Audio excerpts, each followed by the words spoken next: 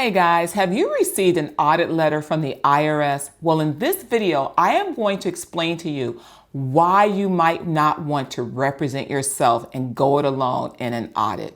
I have a lot of audit experience, and many times people think that if someone prepares a tax return, that they should know how to represent a client in an audit.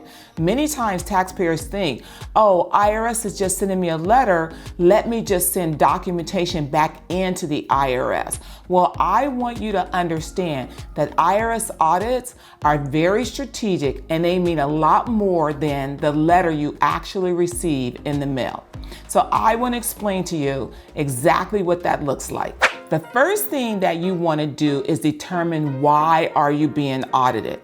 When IRS send audit letters, there's a reason why your return was flagged for an audit. Yes, IRS does do random audits where your social security number just goes in the mix and you just won the lottery and it happened to be an IRS audit, but many times there's a reason why a tax return has been audited. So the very first thing you want to determine, why am I receiving this audit letter? And the reason why you want to know that is because it determines how you should proceed with handling the audit. Let me give you an example. If someone owns a business and in the audit letter, they're asking for all bank statements and income information, chances are IRS is thinking there might be unreported income. So whenever there's an audit of that nature, you need to know about it because the way you respond to that audit is going to be very, very important. I don't want you just to think, if IRS sends me an audit letter, let me just respond to the audit letter. You really got to do some critical thinking and ask yourself, why is IRS asking me this information? What's behind these questions? It's almost like an investigation. It's almost like you were involved in a crime and a detective is coming to ask you questions. They're asking those questions for a reason, so you need to understand the line of questioning to understand how you need to respond. The next thing that you need to determine is what type of audit is it? There's typically three types of audits. There's the correspondence audit.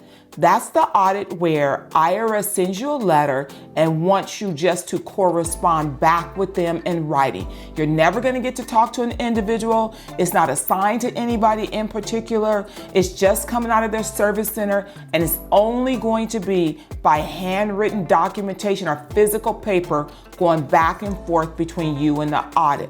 These are typically low-level type of audits, but IRS does do a great deal of correspondence audits. For example, they may do a correspondence audit asking you specifically to send in your charitable donations. That's typically a correspondence audit that IRS will do. The second type of audit is called an office audit. This is where IRS wants you to meet with one of their revenue agents in their office. You're going to schedule an appointment, you're going to go in, and you're going to meet with the auditor at the Office of the Internal Revenue Service. This type of audit can be very intimidating because you need to show up at the IRS office, and there's a certain procedure and protocol in place when that happens.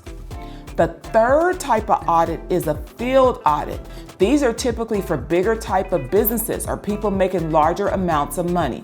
Field audits mean the IRS wants to come out to your location, to your business address, and they are going to send an agent out, and that agent is going to want to make an appointment and come to your home if you're using your home as a business, come to your physical business location if you have an office. And when they come, they're going to want to do an inspection of the premises. So understanding the type of audit that is going to be also tells us the scope of the audit, how long the audit can potentially run, and the magnitude of the issue that IRS is dealing with.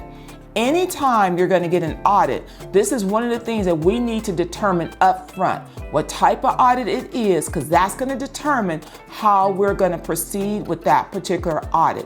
And the way we're going to move with that particular audit is going to be different than other audits. The best analogy I can give you, if you're going on a trip, and let's say you're going to go to the beach, If you're going to the beach, chances are you're going to take beach wear, sun hat, and sunscreen. If you're going to a snow trip, you're probably going to take warmer clothing, snow boots, and things to be out in the snow. Where each type of audit, although it's an audit, is going to require different things. That's why it's really important to understand the type of audit that you are involved in, which is going to determine how you shall proceed. Once you determine the type of audit that you're involved in, now you have to do the audit before the audit. You might be thinking to yourself, well, what does that mean? That means that if you get an audit letter, you never ever want to directly send information to the IRS. You want to audit your own information. Allow me to give you an example of what I'm talking about. Let's say that I have an LLC business that's being audited and IRS is asking for banking information. Perhaps they want documentation on income. Perhaps they want documentation on all expenses on the return. Before I submit that documentation to IRS, I am going to go through and make sure that I can prove out the taxpayer's income. I need to make certain that that income ties out to the source documents, the bank statements that the IRS is looking for. What if I go through those bank statements and determine that my taxpayer has unreported income?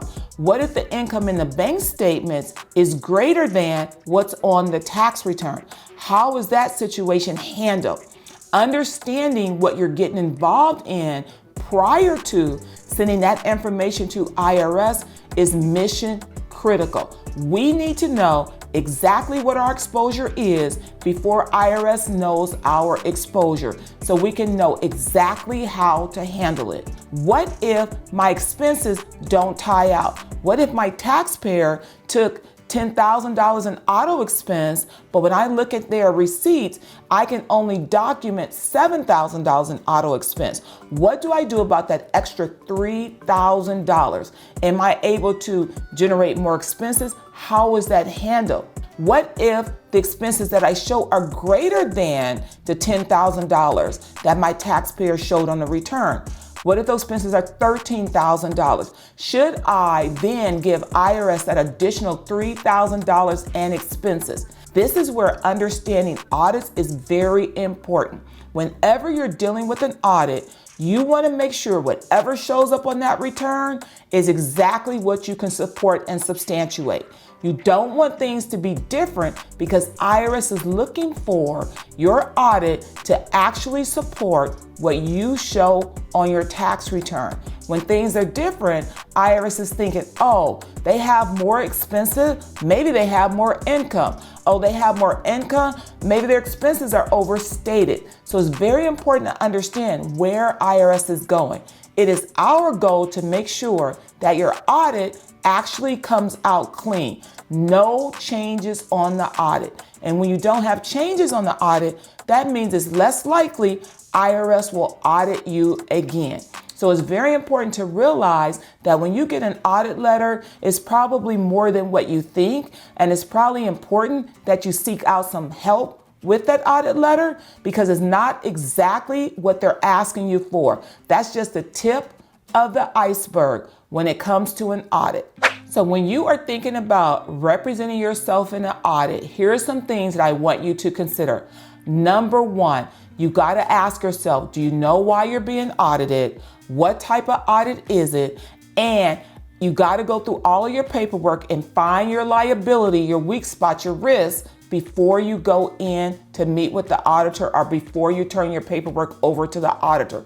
Why do I say that to you? Because whenever you're audited, IRS is always thinking about the year before and the year after. If there's a change on your tax return, IRS is going to open up the previous year and the very next year. So your goal whenever there's an audit is to contain that audit to the year that's being audited, to come out of that audit with what we call a no change audit, meaning IRS did not change anything on the tax return. They didn't increase income, they didn't lower income, they didn't increase expenses, they didn't lower expenses. A no change audit is very important because that type of audit will shut IRS down from auditing you for years to come. If you have a change in your audit, meaning IRS changed something on your tax return and you owed additional tax, that means IRS could and probably will look at the year before and the year after. So instead of having 1 year under audit, you're now going to have 3 years under audit. And if IRS finds out that your income is highly underreported, they can audit you for endless amount of time. So it's very important that that first year that you receive that audit letter, that you attack that audit as though you're going after a fly with a sledgehammer, and that you really, really do the best job you can to close that audit down for that very first year, so IRS doesn't put your name on their audit list and continue to audit you for year after year. If you enjoyed this video, I want you to like, comment, and subscribe, and I can't wait to see you on the next video.